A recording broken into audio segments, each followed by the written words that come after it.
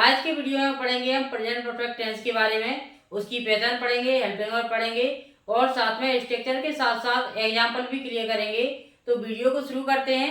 इसमें दिया गया है पहचान, इसमें जो दी गई है उसको देखना है कि पहचान क्या है इसकी। चुका है, चुकी है, लिया है, दिया है, वाक्य के एंड में आते हैं। मतलब इसका नाम क्या होता है, वर्तमान पूर्ण काल होता है। इसमें कोई काल होता है तो पूरा हो जाता है, इसलिए इसकी पहचान क्या बन जाती है, लिया है, दिया है, चुका है, चुकी है।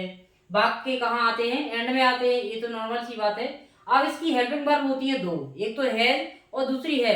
हैज का प्रयोग हम करते हैं कहाँ, हैज का प्रयोग करते हैं सिंगुलर सब्जेक्ट के साथ और हैव का प्रयोग करते हैं प्लूरल सब्जेक्ट के साथ। यानी बहुवचन के साथ हम हैव का प्रयोग करते हैं, एक वचन कर्ता के साथ हैज का प्रयोग करते हैं। तो आइए इसको समझते हैं, हैज का प्रयोग कहाँ कहाँ करते हैं। तो इसमें दिया गया है कि हैज का प्रयोग हम सिंगुलर सब्जेक्ट के साथ करेंगे, जैसे कि ही है, सी है, इट है, या फिर किसी का नाम है। ही, सी, इट, नेम, ये सब क्या है, सिंगुलर सब्जेक्ट हैं। और आई के साथ हम क्या लगाते हैं, हैव लगाते हैं।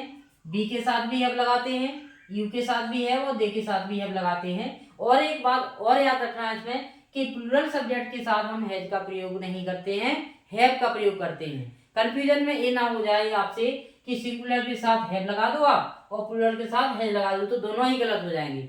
आपको याद रखना है कि बहुवचन कर्ता के साथ हम किसका यूज करेंगे, हैव का। एक वचन कर्ता के साथ हैज का प्रयोग करेंगे। अब आती है इसमें मुख्य क्रिया की बात। मेन वर्ब का कौन सा फॉर्म लगेगा, थर्ड फॉर्म लगेगा। और जो हम कंटिन्यूस में पढ़ा रहे थे वो उसमें बिफोर लग रहा था, लेकिन परफेक्ट में जितने भी परफेक्ट पढ़ेंगे, तीन पढ़ेंगे हम, सब में मुख्य क्रिया का तीसरा रूप का प्रयोग करते हैं। अब इसमें बात होती है कि अफर्मेटिव सेंटेंस का जो स्ट्रक्चर होता है उसको देखें। सब्जेक्ट रहता है, हैज रहता है, एम बी थर्ड, ऑब्जेक्ट और ईटीसी या अदर वर्ड। इसमें क्या होता है कि सभी में, चाहे अफर्मेटिव पढ़े, नेगेटिव पढ़े, इंटरोगेटिव पढ़े, सब में मुख्य क्रिया का कौन सा रूप लगता है, तीसरा ही फॉर्म लगता है। और जो इंडेफिनिट हमने पढ़ा था उसमें क्या होता था, यस या यस लगता था, नेगेटिव में नहीं लगता था। लेकिन इसमें ऐसा नहीं है, इसमें चाहे आप कोई सा सेंटेंस बदलो थर्ड फॉर्म ही आएगा। अब इसमें नेगेटिव में आप देखेंगे तो नेगेटिव में कुछ नहीं होता है, हेल्पिंग वर्ब के बाद क्या जोड़ दिया जाता है, नॉट जोड़ दिया जाता है और कोई चेंजेस नहीं रहता है। अब बात आती है इंटरोगेटिव की, यानी प्रश्नवाचक की। तो प्रश्नवाचक में हमें एक बात तो ये याद रखना है कि हम क्वेश्चन मार्क लगाना भूल जाते हैं, उसको याद रखना है। और प्रश्नवाचक किससे शुरू करते हैं, हेल्पिंग वर्ब से शुरू करते हैं, इसीलिए यहाँ पर सबसे पहले हैज हैव का प्रयोग हुआ है। यानी कि हैज हैव क्या है, इसकी हेल्पिंग वर्ब है प्रेजेंट परफेक्ट की। यदि हम इंटरोगेटिव बनाएंगे तो पहले हेल्पिंग वर्ब को ही रखेंगे और साथ में सब्जेक्ट पर MB1 MB3 जो भी नियम आता है। MB3 जैसे मान लो आपको किसी और का बनाना है तो यहाँ पर आपको मुख्य क्रिया और सब्जेक्ट और जो उसमें सहायक क्रिया होती है वो बदलना पड़ेगी। अब इसमें यदि हम इंटरोगेटिव और नेगेटिव बनाते हैं तो आपको कुछ नहीं करना, सब्जेक्ट के बाद नोट लगाना है। हम आपको एक नियम बता देते हैं। आप यदि स्ट्रक्चर बनाना सीखना चाहते हैं तो सभी टेंसों की सहायक क्रिया आप याद कर लें। एक वीडियो में हम आपको टेंस और सहायक क्रिया याद करा देंगे, आप उससे चार्ट बना के पढ़ सकते हैं और सभी की स्ट्रक्चर याद रखने में आसानी होगी आपको। अब अगला इसमें दिया है डबल इंटरोगेटिव। तो डबल इंटरोगेटिव हम कैसे बनाते हैं, क्वेश्चन वर्ड पहले आ जाता है, हाउ, व्हेन, व्हाई, वेयर, ये सब क्या डब्ल्यू वर्ड है। और तो अब एग्जांपल देखते हैं इसमें अफर्मेटिव का, जैसे कि ही, हैज, संग और सॉन्ग। तो ये वाला जो सेंटेंस है वो क्या बन गया अपना, अफर्मेटिव बन गया। यदि हम इसको नेगेटिव में भी ले जाते हैं तो क्या बन जाएगा, ही हैज नॉट संग और सॉन्ग। तो इसमें कुछ नहीं है, सहायक क्रिया के बाद हम क्या लगा देते हैं, नोट लगा देते हैं, नेगेटिव बन जाता है।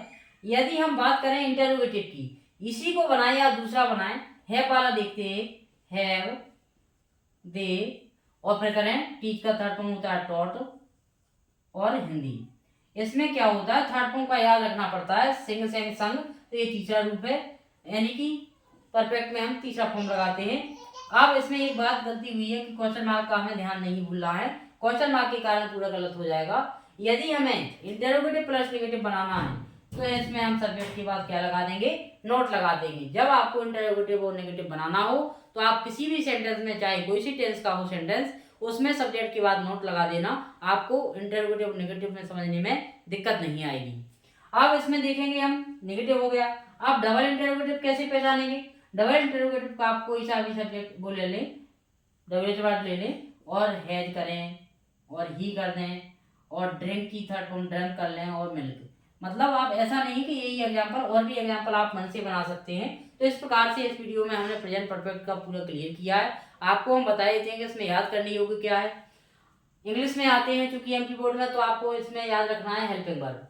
हेल्पिंग वर्ब आपको वचन याद रखना है, कौन से वचन के साथ आती है, एक वचन या बहुवचन के साथ। तो एक वचन के साथ है जाती है, बहुवचन के साथ हैव आती है। मुख्य क्रिया का फॉर्म याद रखना है, MP3 आता है। यानी कि आपको याद रखो कि सभी परफेक्ट में MP3 आता है, तो दिक्कत नहीं आएगी बार बार। इस प्रकार से आपको पढ़ते जाना है। यदि आप पिछले टेंसों को देखना चाहते हैं तो प्लेलिस्ट में जाकर उनको देख सकते हैं और अपनी तैयारी को आसान बना सकते हैं। और साथ में इंग्लिश ग्रामर का जो बेसिक वीडियो है उनको देखना चाहते हैं तो आप देख सकते हैं और क्लियर कर सकते हैं। यदि आपको हमारी वीडियो अच्छे लगते हैं तो आप कमेंट करें, शेयर करें और चैनल को सब्सक्राइब कर लें और अधिक से अधिक शेयर अवश्य करें, क्योंकि शेयर नहीं करते हो आप लोग, शेयर अवश्य करें। Thank you for watching. बहुत बहुत धन्यवाद।